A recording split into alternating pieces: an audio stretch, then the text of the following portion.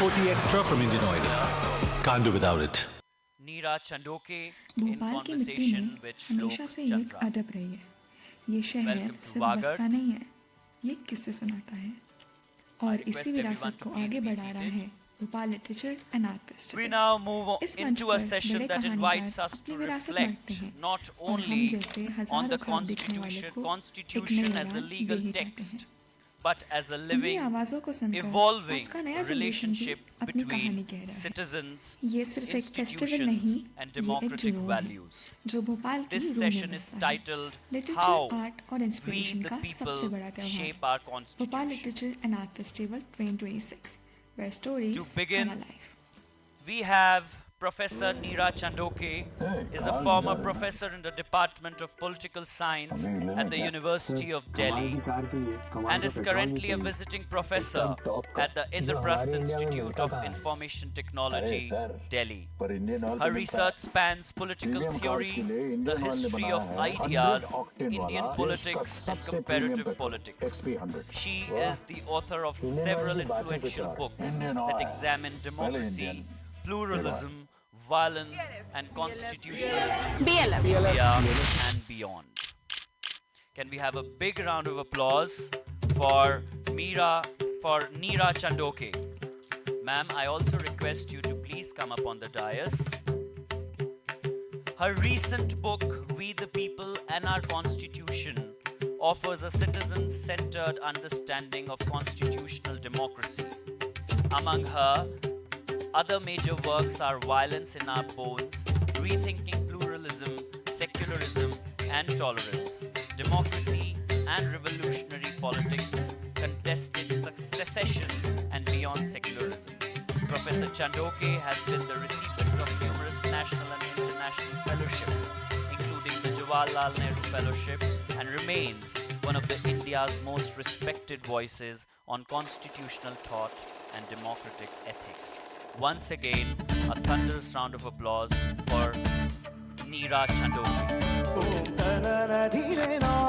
Joining her in the conversation is Shlok Chandra, an alumnus of the National Law University, Bengaluru, and is a practicing advocate in the Supreme Court of India and the Delhi High Court. Serves as a standing counsel for the Income Tax Department and several offices in the court, and has also been appointed as an arbitrator by high courts and statutory courts. Recently, he worked closely with Justice L. Nageswara Rao of the Supreme Court on amendments to the Constitution of the Indian Olympic Association, introducing landmark reforms such as 50% women's representation in sports administration and the creation of the first elected athletes commission. His work reflects a deep engagement with governance, institutional reform, and the practical functioning of constitutional values. A big round of applause for Shlok Chandra. Together, this conversation will bring theory and practice into dialogue, examining how constitutional principles are debated, defended, and reshaped in public. थोड़ा आराम कर ले। Ladies and gentlemen, मैं please बताऊं? join me in welcoming चलें? Professor अरे संजू जी, Neera आप? Chandhoke Indian oil स्वागत पेट्रोल पंप with a जहाँ warm खाने पीने नहाने और कपड़े धोने के साथ आराम करने की भी सुविधाएं हैं। स्वागत है हैप्पी जर्नी की रेसिपी। भोपाल में कहानियाँ किसी मंच से नहीं शुरू होती, चाय की प्याली से शुरू होती हैं। भोपाल लिटरेचर और आर्ट फेस्टिवल भी ऐसा ही कुछ है, जहाँ साहित्य किताबों से निकलकर बातचीत बन जाता है। ये शहर अपने इतिहास, संस्कृति और संगीत को शोर में नहीं, ठहराव में सुनाता है। यहाँ शब्द प्रदर्शन नहीं करते, बस याद दिलाते हैं कि सुनना भी एक कला है। तो आइए मिलकर सुने कुछ यादगार कहानियाँ उन दिग्गजों की आवाज में।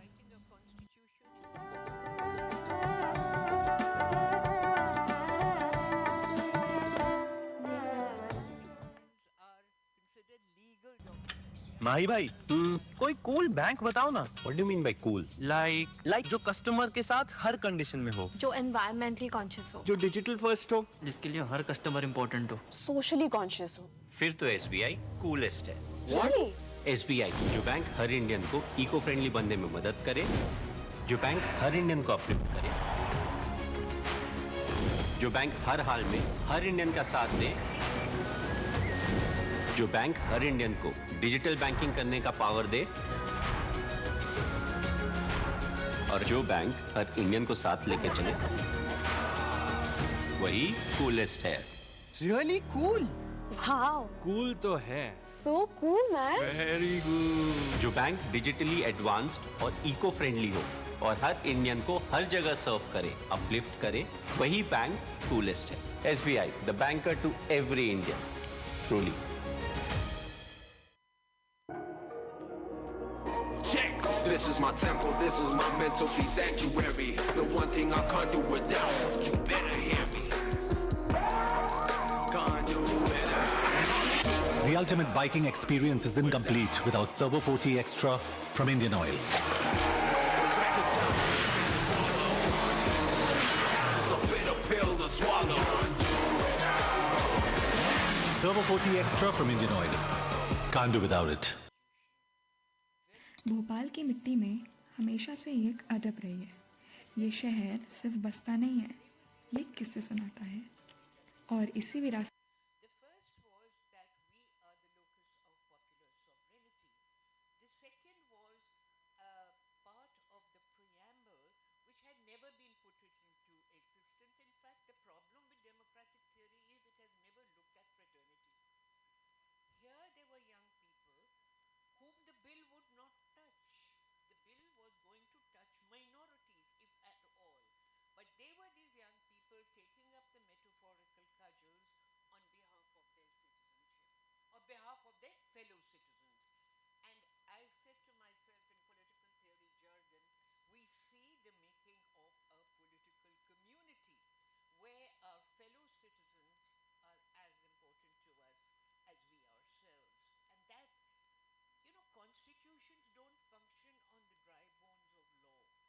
Constitution functions on fraternity, on the feeling that we are a political community. And quickly, the second. There was an OTT series called Dahar, made by Zoya Akhtar and Reema Kaftan. You must have seen it. It touched my heart. To cut it down very briefly, she's a political constable, Sonakshi Sinha, and she did a great job. And she belongs to the so-called lower castes, and she changes her caste so that she would be given respect. Now, there is this upper caste man whom she goes to investigate because he has complained about love jihad, and he doesn't allow her in. He says she belongs to a lower caste. At the end of the film, she says, I will go in. My constitution permits me to do so. And then she goes back and changes her name back to what she was. And that really moved me because I felt you cannot interfere with my rights. The constitution permits me. These are the two brief. So, the well-known founding fathers of our constitution are, of course, Ambedkar ji, Gandhi ji. In your research, were there some other people that you were really impressed, with when you read about them? The other people that we don't talk of as often, and maybe some more credit needs to be given to them. Any other people come to mind?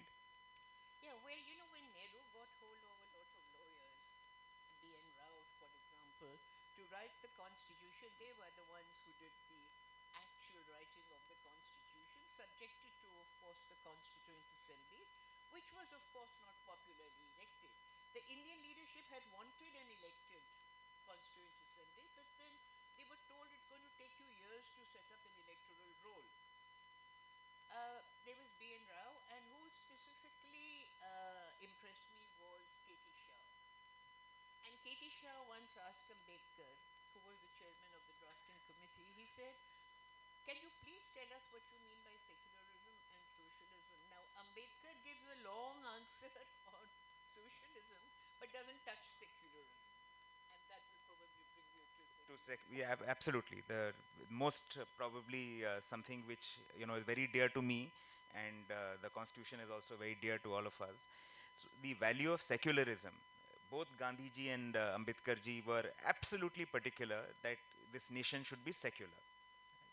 Uh, what was it that even when Pakistan was partitioned, and it was very clear from day one that it was a division on religious lines, that there must have been pressure on them to make India perhaps a Hindu state. But what was the thought process that the founding fathers said that no, we will not go with the opinion of making it a Hindu state. It will be a secular country, a country that belongs to every citizen. So what was the thought process that went into this decision? Yeah, this brings me to the second point that I have tried to make in the book. You know, it is often said the Constitution is an imported document. It is not. It is a product of our political struggle. It is a product of compromises. It's a product of settlements. And I'll give you two brief examples. 1895, the first list of civil and political rights, which is known as the first generation of rights, appeared in the public domain. You know, classic rights, rights to liberty, right to life, right not to be arrested without due cause, so on and so forth. Now, nobody knew who had written this. Annie Besant said it's Tilak, but we don't know. But you have the first, 1885, the Indian National Congress was formed. 1895, this list appears. After that, in 1925, the elites, the middle class, educated elites wrote a Government of India bill, sent it. There was a Labour Party in England. And the first reading, but then the bill was passed, but then the Labour Party lost in the elections and that bill subsided. Most importantly was 1928. The Simon Commission had come to India to see whether India was ready for independence. Now, Indians were full of anger because we had several very, very learned scholars, lawyers. Lawyers, you have to understand, are always at in the leadership of middle class movements, not of revolutions, but of middle class movements. And the Congress set up an all parties committee and they went to the Muslim League and they said, will you join us? This is 1928 because they were challenged. Motilal Nehru was challenged by the Secretary of State. Show me a constitution which will satisfy both Hindus and Muslims. They went to the Muslim League. Muslim League said separate electorates. The Congress was not going to agree. They didn't give separate electorates, but they gave minority rights. They said you will be safe in India. Your culture, your educational institutions, your script, your architecture. And this becomes Article 29 and Article 30 of the Indian Constitution. Suddenly from individual rights we shift to group rights. Secularism was reiterated time and again, but nobody defined what is secularism. Gandhi said after the Karachi riots, there was a Karachi settlement. Gandhi said, we wish Hindus and Muslims could live together, but since we can't, the state must be neutral. In the Constituent Assembly, secularism comes up in different contexts, but it is never discussed. We don't know what is secularism. And secularism means many things. Just briefly, in Europe, secularism was hardly ever used. The term was secularization when religion goes out of the public domain into the private domain. Here, religion had become more important in India in the 19th century for two reasons. One was the social reform movement. From Raja Ram Mohan Roy, they were trying to reform the religious traditions. And Syed Ahmed Khan trying to reform the Islamic tradition. And secondly, it had become an object of contention who is going to inherit an independent India. So minority rights are there, but no secularism. Secularism was first defined by Jawaharlal Nehru in an introduction to a book called Dharam Nirpekshata, which was the rough equivalent of secularism in the 50s, in which he said it means three things. It means freedom. Now, you don't need the right to freedom to practice religion. The right to freedom accompanies Article 29, companies the work. Second is equality. You don't even need a specific right of equality. That's Article 14. Third, the state shall not be aligned to any religion. That is not a part of. That is, that is something so sine qua non that, how can you have, a state, take saying that, we are leaning towards one side, or not favoring the minority. But, at least that's what the constitution made very clear, that that cannot happen. So, slightly unrelated question. Do you think that religion became important because of caste, because of the caste issues that were there in pre-independent India, and which trickled over to post-independent India? If we did not have the caste problems, would then the religious problems have not been so serious? Or you feel that irrespective of whether there were caste issues, that religion would have been an important factor in the partition and other factors? I don't think our national movement understood caste. We have to come to terms. We have to look at it critically. They did not understand caste till Ambedkar walked out of Hinduism and joined Buddhism. They didn't understand the enormity of caste. They wanted to reform caste. So no sati, no child, would you remarry? They all talked of it. But the issue of caste as a structural aspect of Hinduism was never touched. This was brought up by Ambedkar. So caste, I think, was something that was never understood. I do not think. And there was, who was the guy, Iyer, who, of the Jallianwala Bagh, who left the Indian National Congress. He said they wouldn't eat with me. He was a Nair. They wouldn't eat. The guy I'm talking about, Nair. He went to England and fought the Jallianwala Bagh, saying the governor should also be arrested. He said these Brahmins wouldn't eat with me. Indian National Congress. And they were, many of them were Brahmins. Religion was different. Religion became attached to the demand of a state of one's own. Now, the theme is nations should have their own state. So in order to have a state, you have a nation. How does a nation come about in India? Hindu nation, Muslim nation. Right. So, again, slightly unrelated, but because we are having a free-flowing conversation, do you see Jinnah as a villain, or do you see that that is he did probably what was right for him? Because you also in your book say that there are people like Maulana Azad, who were very secular, and they were liberal and they were ahead of their times. So, do you see Jinnah as someone who sort of pushed the separation of India Pakistan, or it wasn't really his fault, it was going to happen anyways? It is said by that famous book Freedom at Midnight that if they had known Jinnah had this fatal disease, Pakistan would not have happened. Jinnah was a cosmopolitan. When Dadabhai Naroji gave his first speech at Westminster, Jinnah was sitting in the audience and said, "Here is an Indian talking back to the British." He was a patriot, like Iqbal. Somebody mentioned Sare Jahan se acha Hindustan hamara, written by Iqbal. But the notion of a Muslim state caught hold of the imaginations of the community in a way that they looked for leaders, and who better than Jinnah, who could answer back in equally cosmopolitan men. I really think, and Jinnah, somebody was in Pakistan was telling me, Jinnah used to say, "Kuch trouble nahi, I'm going to go back to India." Their hearts remained in India, like the hearts of my parents' generation of Punjab remained in Pakistan. That is the tragedy. Two countries divided by the same language. There is a lovely quote in your book. You quote this line from Urdu poet Bashid Badr. He says, "दुश्मनी जमकर करो, लेकिन ये गुंजाइश रहे, जब कभी हम दोस्त हो जाएं तो शर्मिंदा ना हो." So how true is this for the political leadership today, that they are out on a limb to show each other down? So should there be more moderation in today's politics?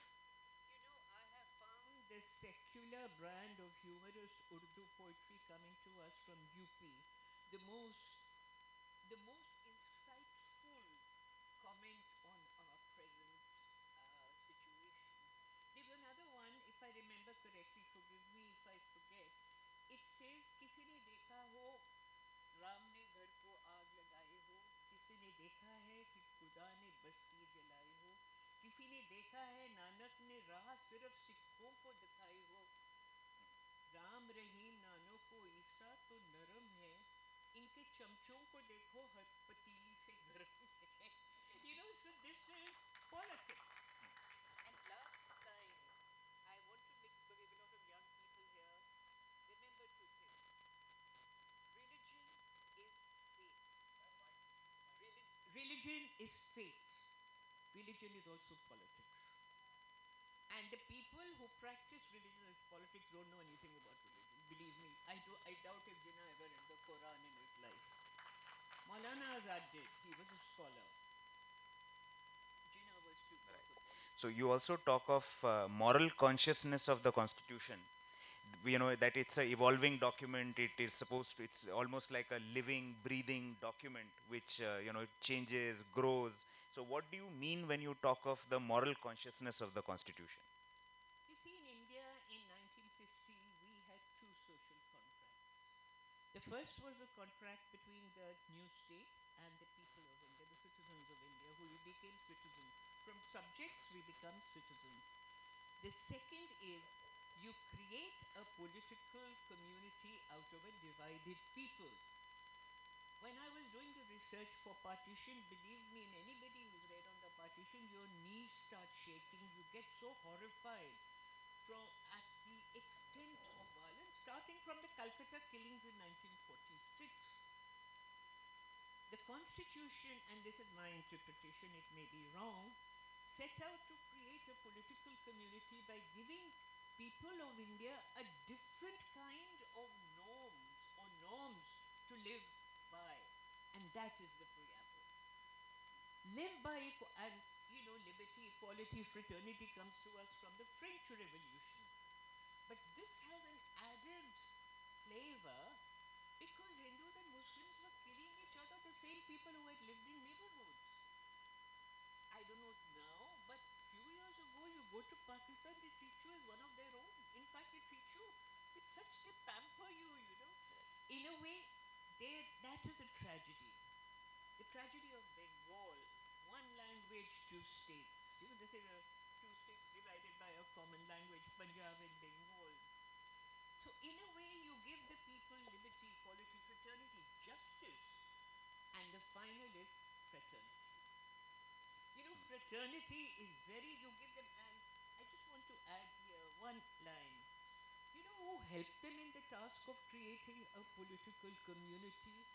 The poets of the Progressive Writers Association, which came into being in 1936, Urdu poets, Sahir Ludhianvi. When Sahir Ludhianvi writes Qawwalis or writes poetry, he says, Ish azad hai, Hindu na Musalman hai ish. आप ही धर्म है और आप ही ईमान है इश्क. And then ना तू हिंदू बनेगा ना मुसलमान बनेगा, इंसान की औलाद है इंसान बनेगा. Sahir Ludhianvi from Ludhiana, Punjabi, and he wrote the most gorgeous poetry to bring people together. We are all citizens of India. Why can't we relate to each other? No, absolutely. Sometimes, staying in Delhi, sometimes cases come of people from the northeast, feeling, there's violence because somebody thought, there was an episode which one read about that, somebody was being teased, a North Indian student was being teased in Bangalore, and when he resisted, he was beaten up. Because they were mocking him that not from India, etc. And he, stood up for himself, and as a result, he, there was violence inflicted. So these are the episodes which make you realize that things are not perfect. I want to talk a little bit about privilege. We are sitting here having a discussion on the Indian Constitution, in this beautiful Bal Bhavan, Bharat Bhavan. But there are so many Indians who are, say, dealing with day-to-day issues, whether it's monetary issues, caste issues, gender issues. What has the Constitution done for them, and what has the Constitution not done for them? Does the fault lie with the Constitution that not everyone there is not enough socialism? As they say, the last person is not being taken care of. What has where has the constitution sort of left them hanging? You know the irony, 1928, they gave a social economic rights, including universal adult franchise. 1928, at a point when Sri Lanka had given the right to women to vote only after the age of 30. What is the importance of the age of 30? I can't make out. But women in England had just got the vote. Women in France only got the vote in 1944, and France was the first bourgeois democratic revolution. In a way, those social and economic rights were reiterated in the Karachi Resolution of Rights in the Sapru Committee report, but they were not put in the Constitution. They were put in the directive principles. Directive principles are just guidance for the state. Now, who does the onus fall on? The onus falls on what we call civil society. And if you look at during the UPA government, 3 or 4 laws were passed which are now being transformed. One was Narega, the right to work. One was the right to food. PUCL, People's Union of Civil Liberties, took the entire union government and all the state governments to the Supreme Court and said there are overflowing food stocks and people are hungry. So they passed the right to food. They passed the right to primary education. To be fair, this right had been first enunciated by the Supreme Court, right? And the right to information. Now, these were important. You know, people were writing, our colleagues were writing to us from abroad saying, is India having a social revolution? So I wrote back saying, no, but it's very, very important. Civil society has to take up the cudgels because it's January. January Davos they meet, right? All the big billionaires, the big policy makers, the strategists. Also at Davos is Amnesty International, headed by my young friend Amitabh Beher. He gives the inequality of India report. I don't know what it is. It hasn't come out till yet, unless it has in the newspaper. I haven't seen today's. But last year's newspaper, last year January, 1% of India's population owns 40% of the resources. 40%. That sounds about right. That sounds right. Yes, sounds right. And then billionaires multiplying and people falling into poverty because of medical expenses. We have made medical hospitals a tourism, medical tourism. We are not giving them the right to health. Try dealing with insurance companies for recompense. So, you know, these are issues which are very sensitive state. And that reminds me of a line from Karl Marx. Karl Marx was a great analyst. He said the task of the capitalist state is to save capitalism from the capitalists. Correct. The capitalists are bus chale, they will make people work 15 hours a day and there will be a revolution. So you save people by giving them these rights, you know, but ये बुनियादी हक नहीं मिले हैं हमारे लोगों को. People are falling into poverty. The Amnesty report. I taught Marxism to engineers, and I started with this slide. Would you believe it? When the time came for them to give in their project, 70% of the students had put in Marxist theory of alienation, Marxist critique, because they were so taken aback by the extent of inequality. India is one of the highest unequal countries in this. So, want to ask you another thing, that the emergency, everyone's heard of the emergency 1975 to early 77. That was a dark chapter of our history and of misuse of our constitution. How did we let that happen to ourselves? And what is it that we can do? From the legal side, I know that constitution is now, we have a basic structure which cannot be tampered with. But how did from the view of a political scientist, how did we let that happen to ourselves? I was a young teacher then. I think Indira Gandhi was the first populist we had in India. You know, we have had populists later. Trump is a populist, I mean, if you think about it. He says the most amazing thing when he gets away with this. Now, Indira Gandhi, in a bid to overlook the Congress party hierarchy, spoke to the people over the heads of the organization of the Congress. Rashini Kothari had said, you don't even need an opposition in India because the Congress has its own opposition. It was very, very well organized. Madhya Pradesh, Bihar, and UP were the best organized. Today, Congress doesn't have a presence in any of these three states. She would use language which appealed to the people. Garibi hatao. As somebody said, Garib bhi nahi hati, Garibon ko hata diya. Because they wiped out Turkman Gate in Delhi. And the third thing she did was to nationalize the banks and also abolish the privy purses of the rulers. You know, she did these things, and you must remember, you were probably, I don't think you were born then. India was suffering from a food grain crisis. There was not enough food to eat. At weddings, you could only make 4 dishes. I still remember slate dishes. In order to turn people's attention away from this food shortage and poverty, because by then a new generation had grown up, my generation, which had not seen the national movement. We had only heard about it. We grew up in the shadow of the national movement, and we had different expectations of our government. And Indira Gandhi comes in like an avenging goddess, wins Bangladesh for the Bangladeshis, and says all these things. Organization flies out of the window, and since then, the Congress Party has not been able to recover. Organization, they don't touch it. So Article 14, we talk of equality, but So, ma'am, I'll just like to cut it off for a minute. Your mic, you need to close it. Can't you hear me? Yeah, because the live telecast, they can on the live telecast, they can't hear you. So you need to keep it closer. Okay. I'm unused to mics. So, Okay. oh, you're recording it. That's why. So the question I had, ma'am, was that Article 14 provides equality to every citizen of India. Why haven't we in India been able to do good by the queer community?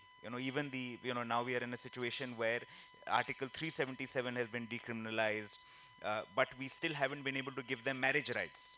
So, this is slightly beyond the scope of the book, but this is something that when we chatted, we spoke about. But quite unfortunate that Article 14, in that sense, we've not been able to provide equality to everyone. Here I'll have to quote Ambedkar again. Unless you get rid of caste, you're not going to get rid of inequality, because caste and inequality intermix. The poorest people in India would be either the minorities or the scheduled castes. Now, they are poor not because they are not capable, they are poor because they belong to this caste which has been denigrated and which people won't give them jobs. Both these communities. So we call them the double disadvantage. I noticed that the previous speaker was speaking of reservations.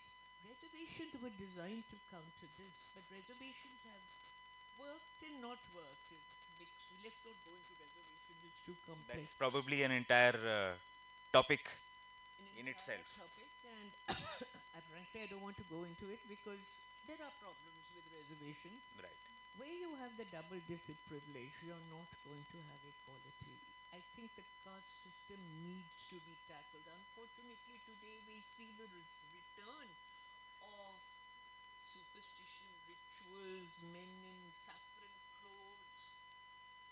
So in a way, till we, I asked a friend of mine, I said, did the Puritan Revolution in Europe, what it accomplished, it broke up the Roman Catholic Church. They had a new religion, the Protestantism. Did something of the same thing happened in England, because he's a historian? In India, he said no. Even Said Ahmed Khan only touched the top of the problem. You need structural reform, and you need to get rid of caste. I mean, as long as caste remains, we are the most socially hierarchical society in this world. Accept it. Okay. So, two views that I would like you to, share. One is, you speak a lot about protests. That speak about the farmers' protest in your book. You speak about the CAA protests.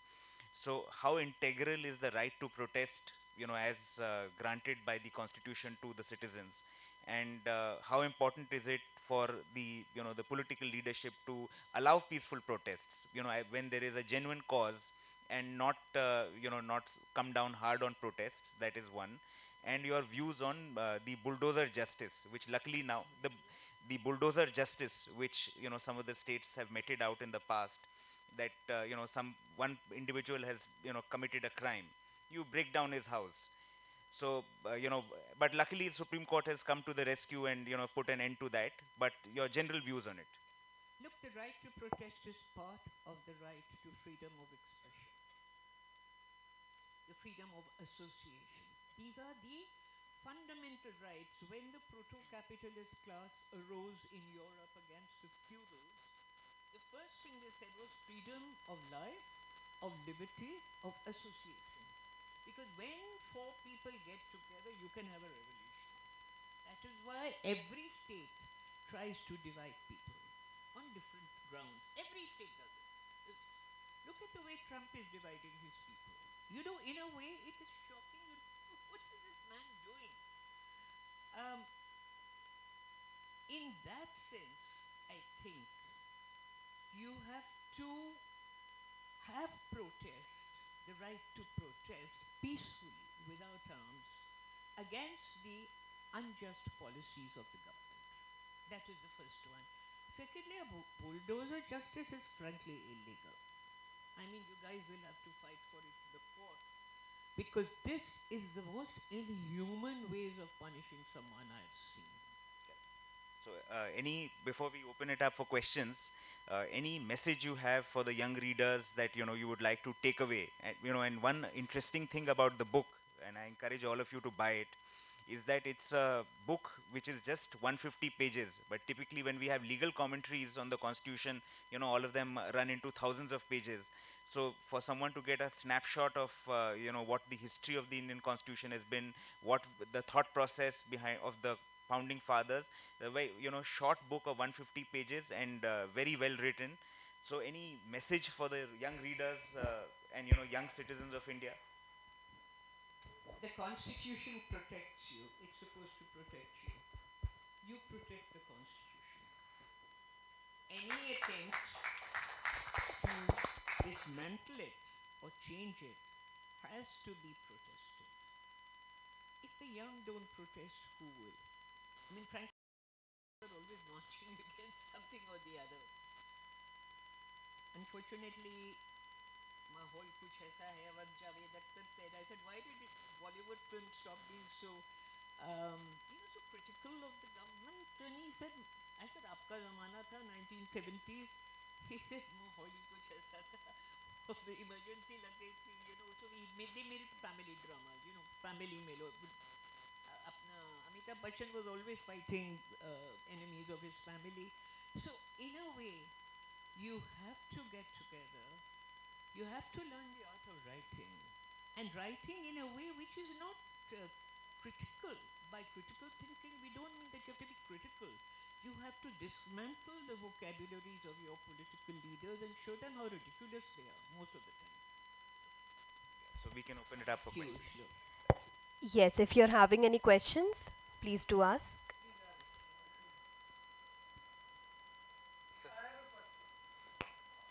Yes, please.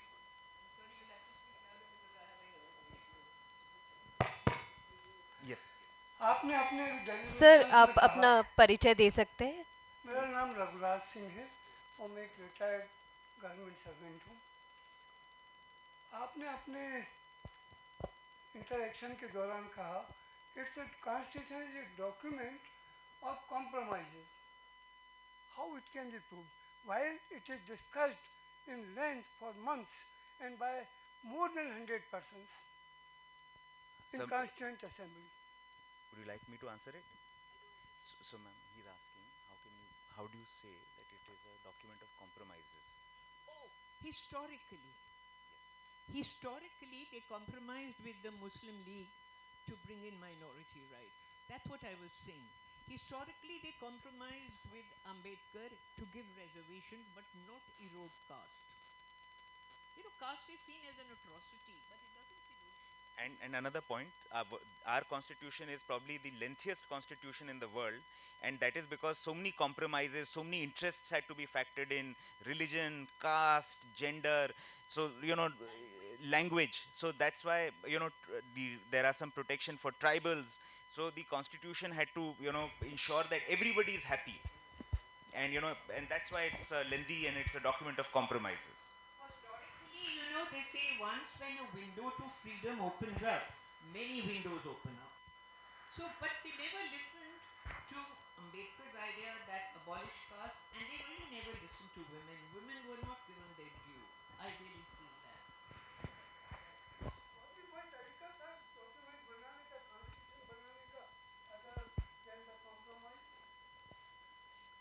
नहीं हो पाता I think उस time तो हम कोई भी नहीं था उस टाइम सो जो हुआ अच्छा हुआ उन लोगों ने किया जो उनको ठीक लगा ऑनर्स किलिंग्स हो रहे हैं अगर किसी दो बच्चों ने आपस में डिफरेंट कास्ट में शादी करी और अगर वो दलित लड़का होगा उसको तो मार ही देंगे कहाँ हमारी हुई है compromise cost problem of compromise. This is the problem of the society. Within society, this type of happenings are going on. No, because I don't think the national movement was a unitary movement. National movement, plural movement थी वहाँ पर worker struggles चल रहे थे, parent struggles चल रहे थे, women struggles चल रहे थे, Dalits were demanding a table, you know, a seat on the table. That was compromise, bringing in, making India more inclusive. नहीं तो Congress 1885 में was a group of very well educated, Cambridge, Oxford educated Brahmins. Hello, ma'am. Good afternoon. Good afternoon, sir. My question is to both the panelists. My name is Ayan Bhatnagar. My question is to both the panelists. As a student myself right now, and through my perspective from conversing with my friends, I think, in my opinion, that the study of the constitution should be included while we are in the school, and the policies that are particular to the state or to India should be taught to the students at an early age, so they could be well informed about it. But for me, when I was in school, that was not taught properly. It was not included in the curriculum. When I came into real life, that by conversing with many people, I came to know that there are certain policies and there is constitutional rights other than from right to life, like right to information, right to privacy. So what would you like to say that this should be included in the curriculum of the schools, that they should be informed? So, to the best of my knowledge, the freedom struggle is already included. So much so that I'm 40 years of age, but I still remember when I was 16, I remembered there was Bal Pal Lal. That's how I'd remembered it, right? So we were taught the freedom struggle. We were taught that we were taught that, and these are things which I remember from school. That Jallianwala Bagh 1919. There was the Quit India movement in 1942. The independence. We were told that who the founding fathers are, who are the people who drafted the constitution. So this is not something which I've learned now. This is something we were taught in school. So I'm sure the curriculum is still there. But yes, de minimis in your history class or your sociology class, you must be taught what is the preamble. The preamble has to be taught, and I'm sure it is taught. It should be taught. No, it's a no-brainer. It has to be taught. I want to say, better please. I want to say two things to the young people. There are two ways of killing knowledge. One way is to destroy libraries, like the library at Alexandria near Cairo was destroyed. The other way is to give too much information. And these days, everyone's going on to chat GPT and getting too much information, but that is not knowledge. Knowledge is knowing what to do with that information. So in a way, knowledge is killed. You have a lot of information. And most of it is rubbish. I mean, most of it is just fake news. So in a way, you should be very careful. Everyone opens their chat GPT. We have to tell our students, please don't write at home. You will copy from chat GPT. Come into the class and write. So that you have to keep in mind. Thank you so much, ma'am. What an insightful session. Actually, due to okay, so we can take one question. This is the last question which we are taking. After this, you can ask your questions outside. Yeah, I'm as well young as then. So I'm a professional working in the space of ITS, Amitabh Bajpayee, Intelligent Transport Societies. I'm heading the transport sector in our country. What is very interesting, we work very closely with the governments. We realize that in your book, though I haven't gone through it, we do not specify what are the 4 or 5 pillars of our constitution, the foundation of our constitution.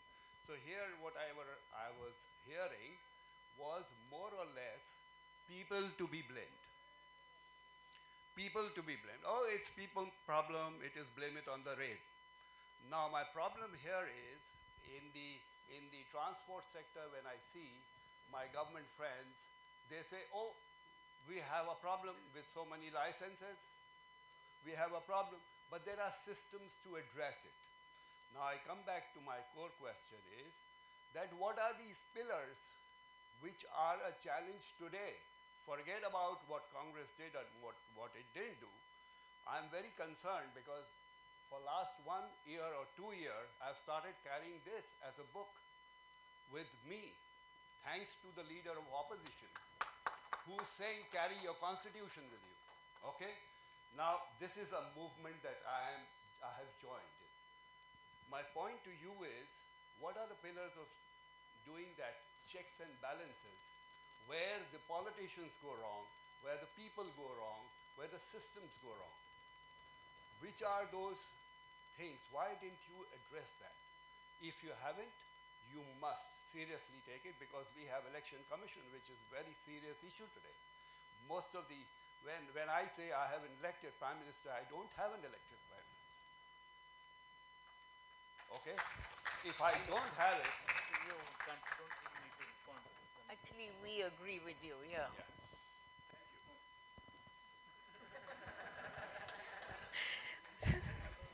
Thank you for being here. It's too loud. Thank you for being here.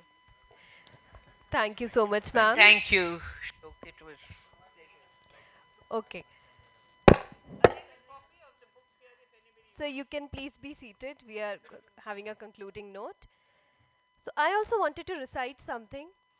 अब कोई गुलशन ना उजड़े जब वतन आज़ाद है, रू गंगा की हिमालय का बदन आज़ाद है, खेतियाँ सोना उगाएं वादियाँ मोती लुटाएं, आज गौतम की ज़मीं तुलसी का बन आज़ाद है, मंदिरों में शंख बाजे मस्जिदों में हो अजान, शेख का धर्म और दीन बरमन आज़ाद है, लूट कैसी भी हो अब देश में रहने ना पाए, आज सबके वास्ते धरती का धन आज़ाद है. We the people of India, not the state, not the government, not power. We the people having solemnly resolved to constitute India into a sovereign, socialist, secular, democratic republic. This sentence is not just constitutional language. It is India's moral promise to itself. As a student of political science, I learned early that constitution is not a document of control, it is a document of courage. It does not tell us only what the state can do, it reminds us who the people are meant to be. बोल की लब आज़ाद है तेरे, बोल ज़ुबां अब तक तेरी है. The constitution gives us that freedom to speak, to dissent, to belong, and to keep asking difficult questions. Thank you for a conversation that reminded us of something vital, that the constitution is not fragile, it is unfinished, and it is because it trusts us to compare it every day through justice, courage, and participation. As we conclude this profound session, I invite Reema Uja ma'am, a society member, to present a memento to our esteemed speaker and moderator as a token of gratitude. Thank you for a fascinating session.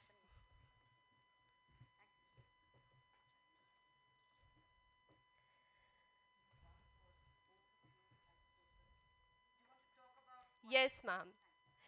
This is a special BLF 2026 memento. The legendary Padma Shri Durga Bai created this artwork specifically for BLF 2026. It depicts little Gorlaya, A tiny bird, loved by Bhangsu, is transformed by the tribal god Buridev into a beautiful maiden, bringing joy to him and his struggling family. It is a beautiful symbol of how nature and humanity are intertwined, just like the conversation we heard today. Thank you so much, ma'am. I request everyone to please be seated for our next session. Thank you so much.